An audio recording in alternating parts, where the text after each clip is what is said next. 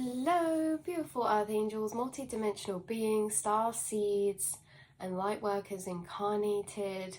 Welcome back to another reading. This reading is all about how you have skills and gifts that are further unlocking, that have been built up through lifetimes. Just filmed a reading about this in a way that it could be deeper unlocking in your healing abilities, your quantum healing abilities, your energetic healing abilities. But also for a lot of you, it was coming through in many different ways in this reading, and it's pertaining to a few different other topics. So we had like arts, singing, spiritual abilities, which would fall under like that healing topic or concept. We have writing. This is like skills that you've unlocked from incarnations before as well. Like you guys are having lots of starseed roots connected to you in a way that you have other starseed family and soul trine from other planetary beings and dimensions. You guys also have a lot of incarnational ties to other dimensions, but you also have incarnational ties to this planet in a way that you have been here before. You have been here before, and not only that, the things that you did and created here are almost sacred in a way that you come here to help the collective consciously ascend in a way that you pull information, skills, and abilities that you learned in higher dimensional planes or planets, and you bring them down here to Earth. And it's really beautiful because you guys this is like in past you've been really skilled writers, or incarnations you've been like engineers, things like, we'll really get into the examples I had coming through, but it's like you have a heightened mastery level in something because of the skills or the knowledge or the work which you've done on your home planet or in these higher realms of dimension that seems almost secondary nature to you there. But here there's more conditioning around things that block certain gifts, right? Like especially creativity. You guys have mastered creativity in other lifetimes and in your home planets or other dimensions.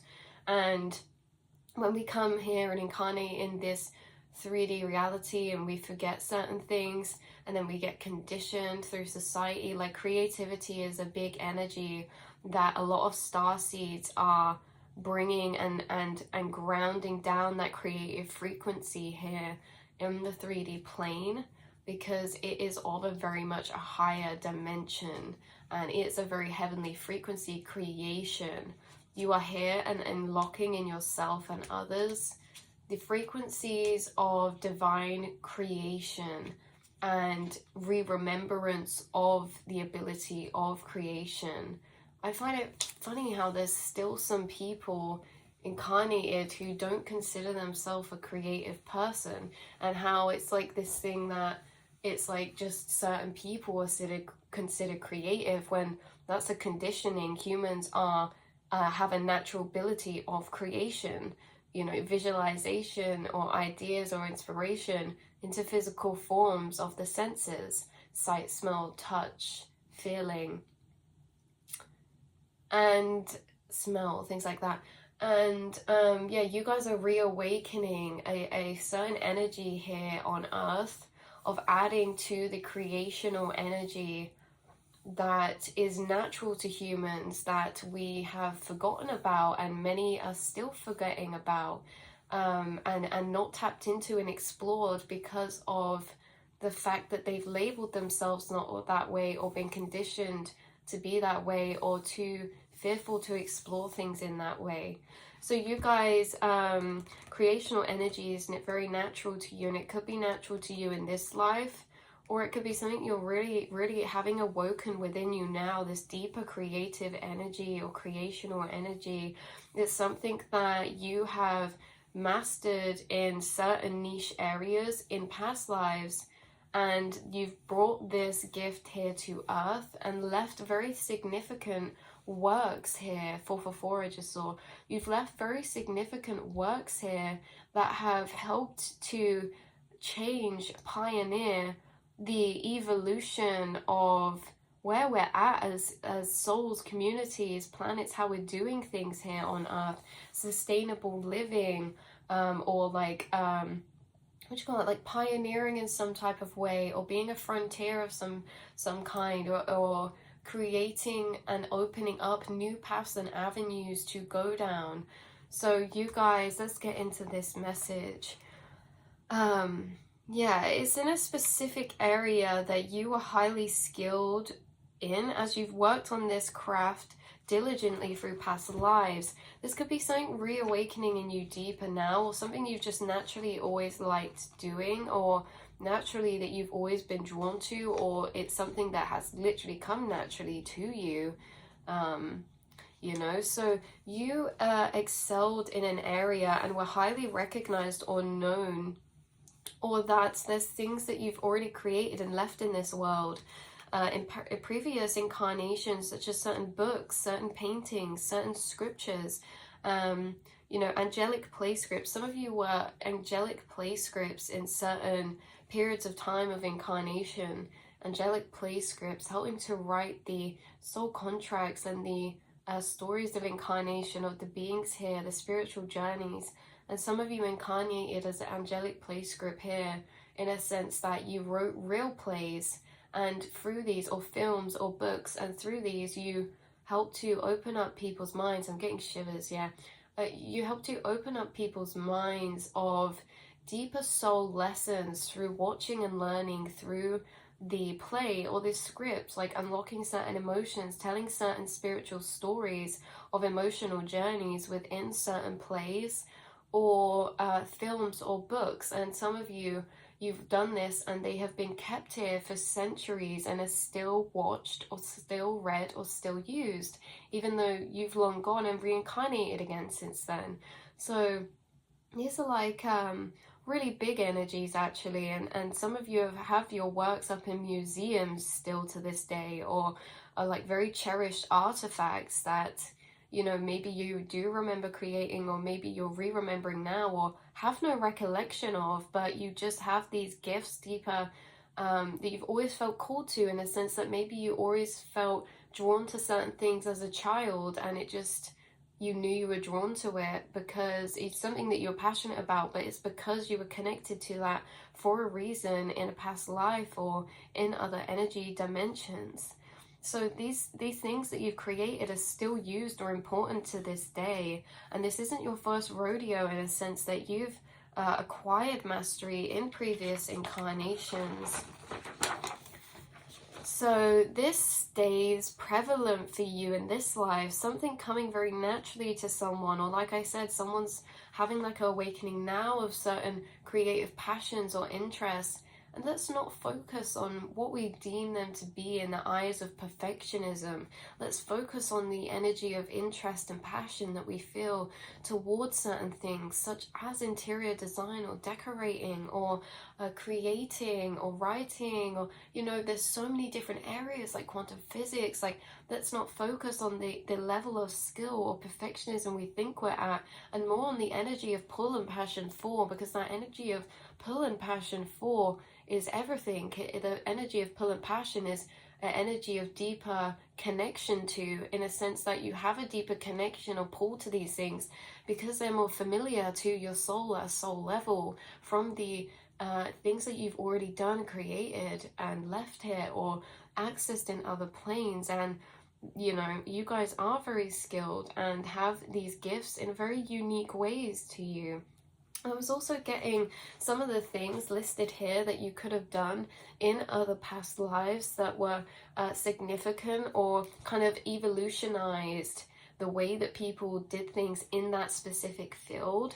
Was the first one that came through was dressmaking, and I was actually getting through like Victorian times and how someone was a dressmaker, but they adapted dresses in a way that evolutionized or revolutionized dresses for women, and, you know, like moving from corsets to this, or like, you know, like some sort of big shift or change in that type of way of evolution to how you know, women's clothes were presented, or in general, you know, Could be anything. It doesn't have to be dresses, but there could be a strong tie to sewing.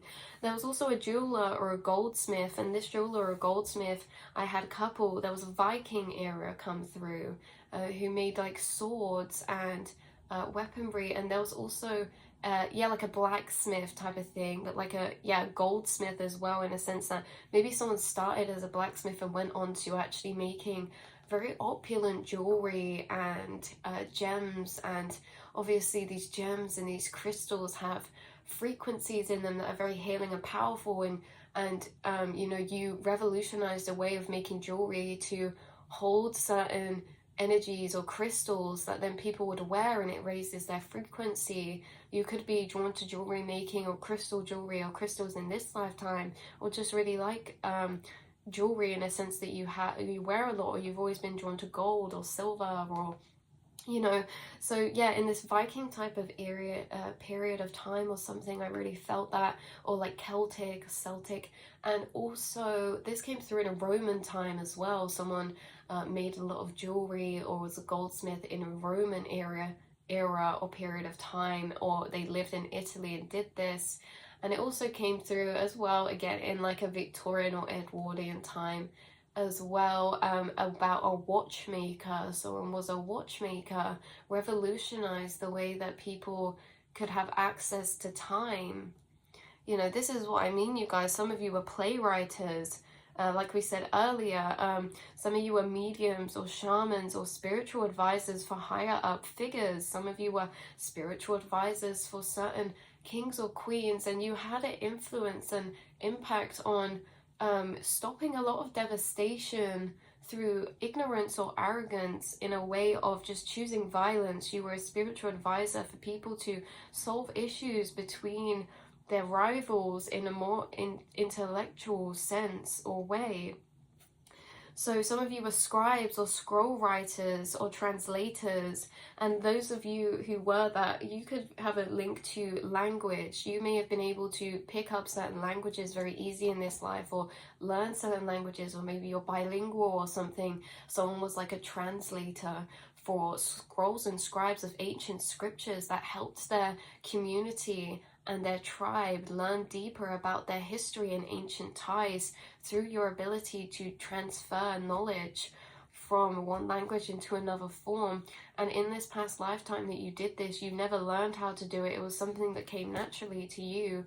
You know, this is so weird. It's like someone had access to all of these scripts or scrolls or scriptures that were found, and no one knew how to read them, and you were bestowed this gift from your blue avian starseed family, or like a starseed roots, to be able to have the gift of being able to read that and automatically know and translate that, so that the people and beings around you could learn from that.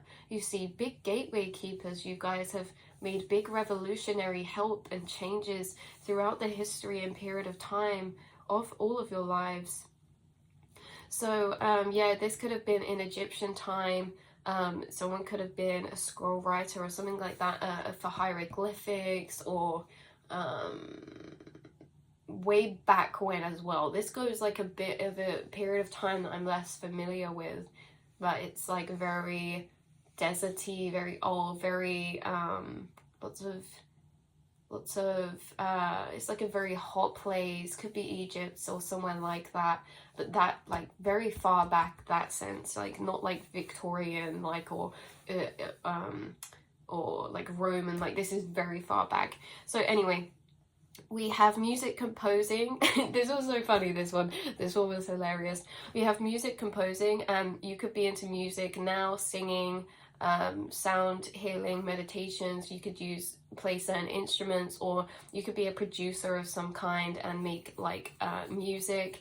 And this one was really funny because in my head I had this really traditional music composer that started speaking to me, and they were like, wow, it's amazing in this time, it's revolutionary, like you have your headphones on, you have all this technology. And they were kind of like referring on the reflection of memory of back to when they previously were incarnated doing music, and how they were more orchestral and, you know, using sheet music and all this. And now it's like all technological, and it's like they're in the element, loving it. This could be like DJing too.